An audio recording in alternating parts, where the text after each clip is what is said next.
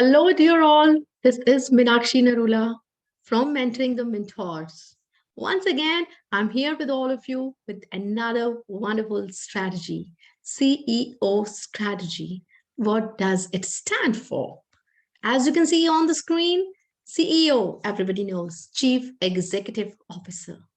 I am the CEO of my company, Mentoring the Mentors, an institute that accelerates your learning curve. But today, we're not going to talk about being a CEO of a company. We are going to talk about how we have to think being a CEO of our classroom. We are responsible for what we are teaching to our students. We have to take the onus of what we are teaching.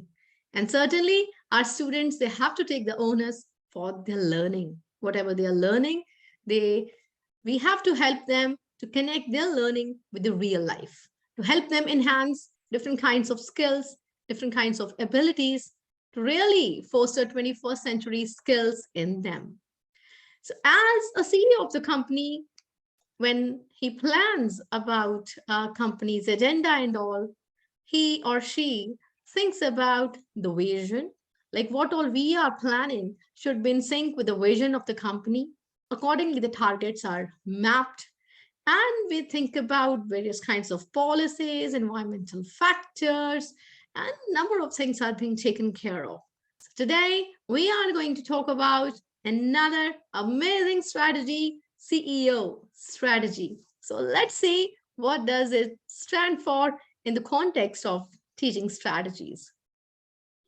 As you can see right now on the screen, CEO. C stands for claim, E stands for explanation, and O stands for observations or maybe obtaining some information or some data for interpretation. So, like for example, in a classroom, I ask my students any question. I just give any formative assessment probe, discrepant event, that is a contradictory statement, or any kind of scientific question. Like then my students, they'll be committing to a prediction or a claim. C stands for claim, right? And then they'll explain his or her initial thinking. E stands for explanation. And then makes observations through investigation to the test, their prediction, and obtain additional information to support their answers or choice, right? This is CEO, commit, explain, and observation or obtaining information. As you saw, I wrote CEO and SE. SE stands for scientific explanation. So this was all about terminology. Let us know more about the details of this strategy. Now, the first part, that is CE, it's an elicitation where students may rely on opinions, beliefs, or everyday experiences before they have had any opportunities to investigate or maybe learn about the concept, right?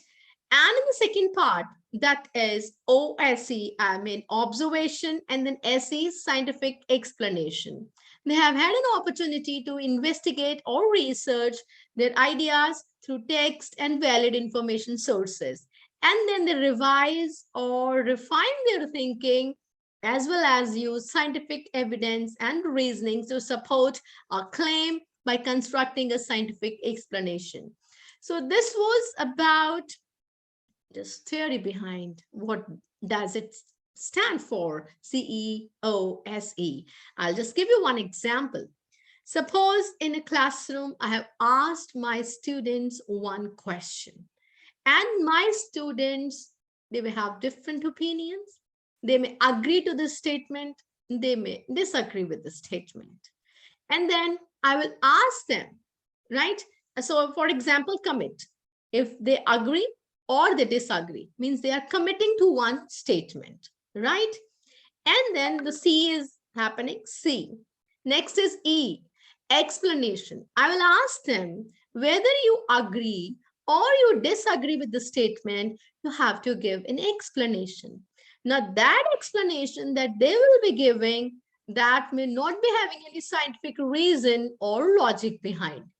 It may be based on their daily experiences, their past knowledge, may not be scientific, may not be having valid reason or explanation, right?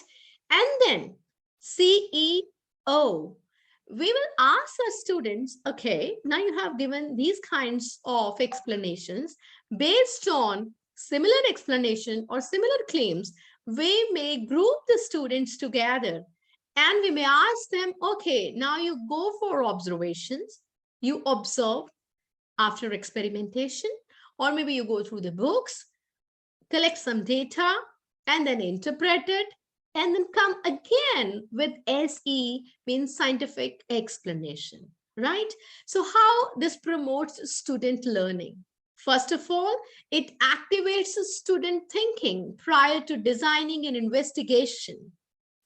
Certainly, when I will be asking any question to my students, right, thinking starts. They have to think because they have to commit to one point and then they have to give explanation. So they are thinking. So it provides an opportunity for the students to share initial reasons. As and when they're committing to any point, they have to give the reasons, the explanation. So thinking goes on.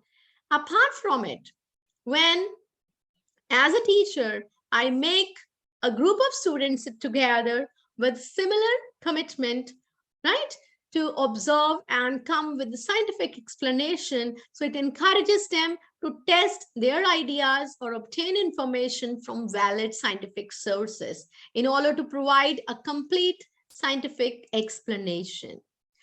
They are better able to distinguish between an explanation and scientific explanation. Say there is difference between giving an explanation that is not having any reason behind, and another one, scientific explanation that is logical based on some principles, data, interpretation, etc. Right? So they will be able to check how their explanation changes with the passage of time based on the observation, based on the experiments conducted by them. So let us understand this with the help of a very, very simple example. As on the screen, right now you can see, like if I ask my questions, does the mass of a substance change during change in state? So simple question, a question probe, formative assessment I want to take. So I ask my students the simple questions. So it may happen, like there can be some of the students who will be coming with the point, they may say the mass of a substance doesn't change during the change in state. Or some of the students may have misconception. They may say the mass of a substance changes during the change in state. Now, students have to give explanation for their initial claim, C. Okay, so at this point, their explanation may be based on their everyday experiences, their personal beliefs, and may not be considered a scientific explanation, right?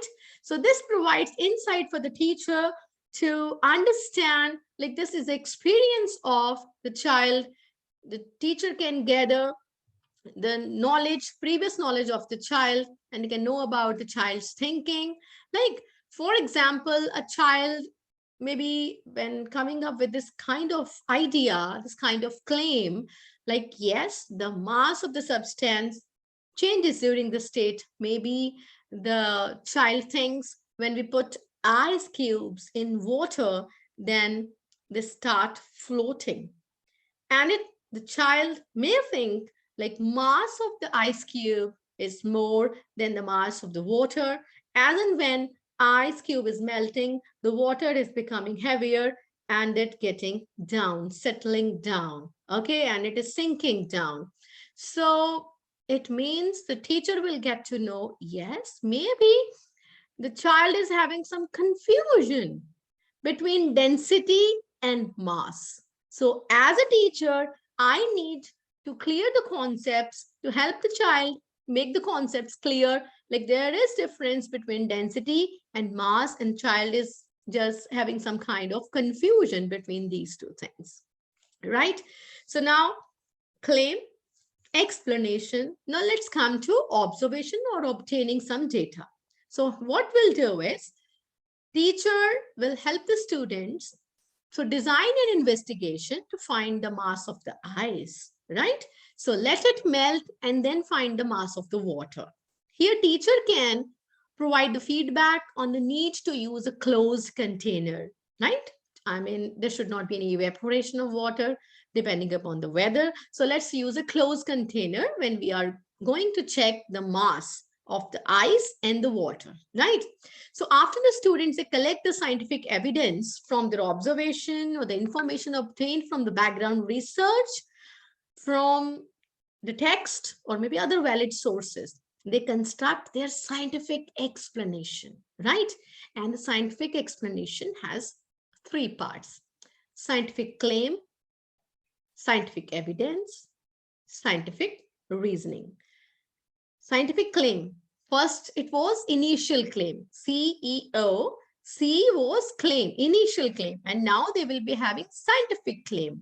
And they will be having scientific evidence. They'll be showing, yes, this is the evidence based on some experiment.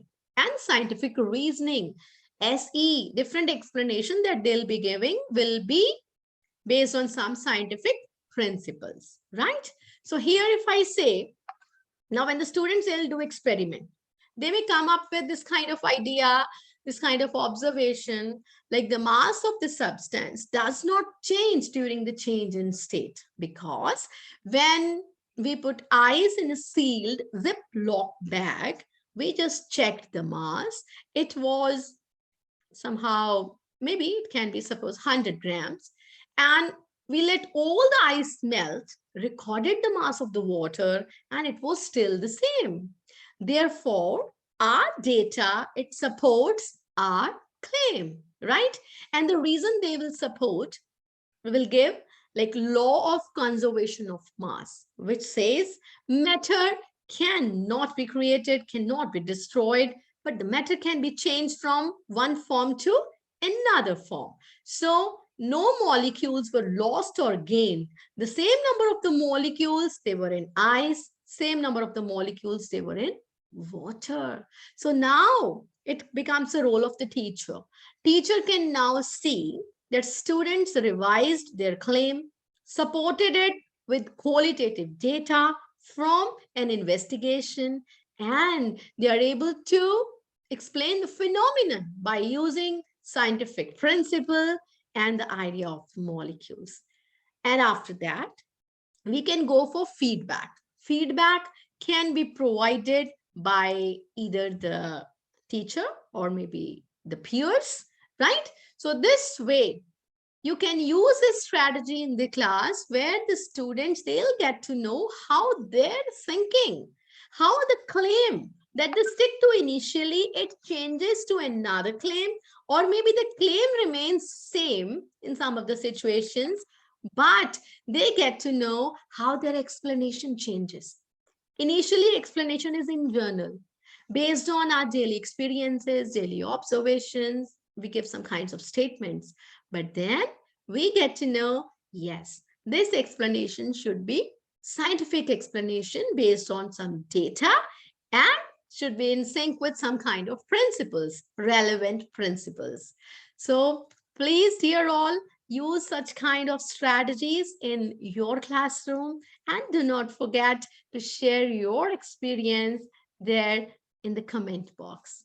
I really look forward to reading your suggestions, your compliments, your comments, any kinds of suggestions. This is my initiative to share with you number of strategies. I keep on reading, I keep on exploring, and I will keep on sharing the same with you in future as well. But do not forget to give your valuable feedback. Thank you, all of you, from Meenakshi Narula at Mentoring the Mentors. Thanks.